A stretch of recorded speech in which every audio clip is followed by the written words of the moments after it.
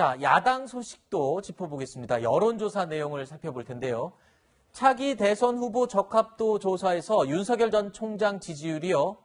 전주보다 4%포인트 떨어진 28.3%로 나타났습니다. 그리고 이재명 경기지사는 소폭 상승해서 28.4%를 나타냈습니다. 윤 전 총장과 국민의힘 입당 시너지 효과 이제 끝난 건가라는 생각이 들기도 하는데 손 변호사님 어떻게 보세요? 일단 작은 차이긴 하지만 30% 미만으로 내려온 점 1, 2위가 바뀐 점은 조금 윤석열 총장 후보 측에서 굉장히 긴장해야 되는 수치가 아닐까 생각이 드는데요.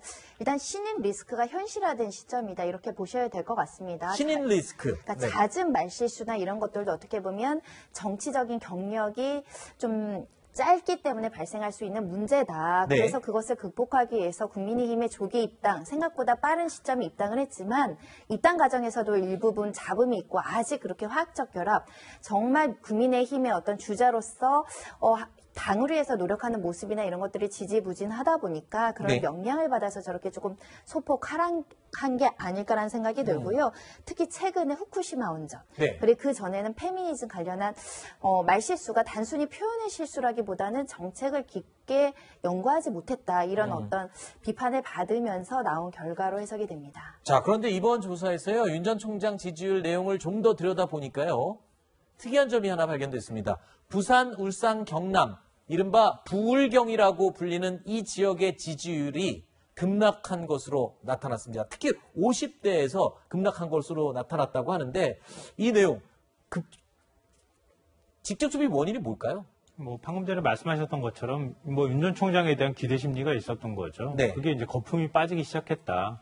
근데 어떤 후보라도 처음에는 굉장히 큰 거품을 안고 있어요. 그렇죠. 그게 좀 빠지는 과정들이 있는 거거든요. 윤 전 총장이 지금 빠지는 과정에 있다 이렇게 봐야 될 것 같은데 앞으로 이제 확실하게 이렇게 추락하는 모습으로 나타날 것인지 이 자리를 그대로 유지하면서 경쟁을 벌이는 구도가 될 것인지 이렇게 생각이 드는데요.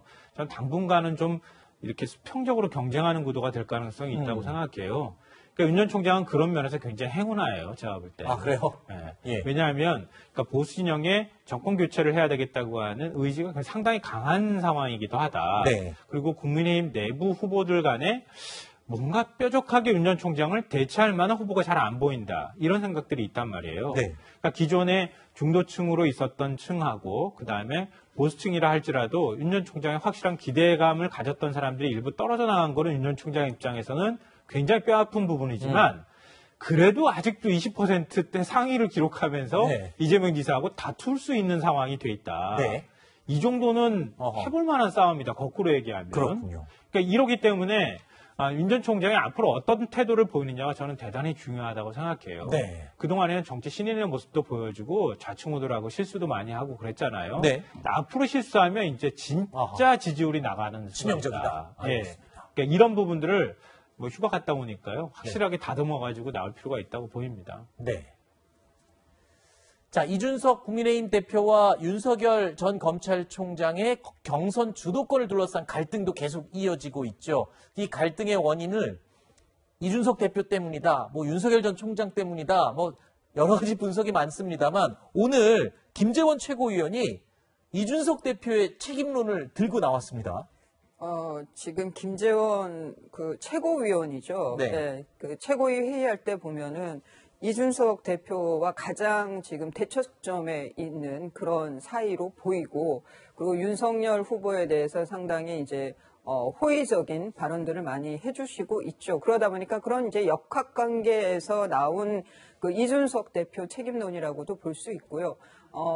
많은 분들이 양비론으로 보는 시각들이 더 많은 것 같습니다. 이준석 대표는 이준석 대표대로 좀 논평하듯이 그렇게 당대표를 하면 안 되는데 언변이 아니까 그 발언들이 그렇게 나오고 있고, 또 윤석열 후보의 경우에는 국민의힘의 정당에 들어왔을 때 본인의 개인 일정도 있겠지만 봉사활동은 모르겠습니다만 그래도 대선 같이 경선을 치르는 후보들과의 그 상견례 자리에서는 나왔어야 하는 게 아닌가 하는 아쉬움이 들어요. 그리고 윤석열 후보 캠프에서 돌고래, 고등어, 멸치 이러면서 당내 후보들을 좀 굉장히 하대하는 폄하하는 발언들도 나오고 하는데 그런 거는 자칫 상당히 오만해 보일 수 있기 때문에 그거는 후보 캠프에서 나오는 발언인데 외려 후보에게 그런 이미지를 줄 수 있기 때문에 좀 자중하는 것도 필요하다라는 말씀을 드립니다.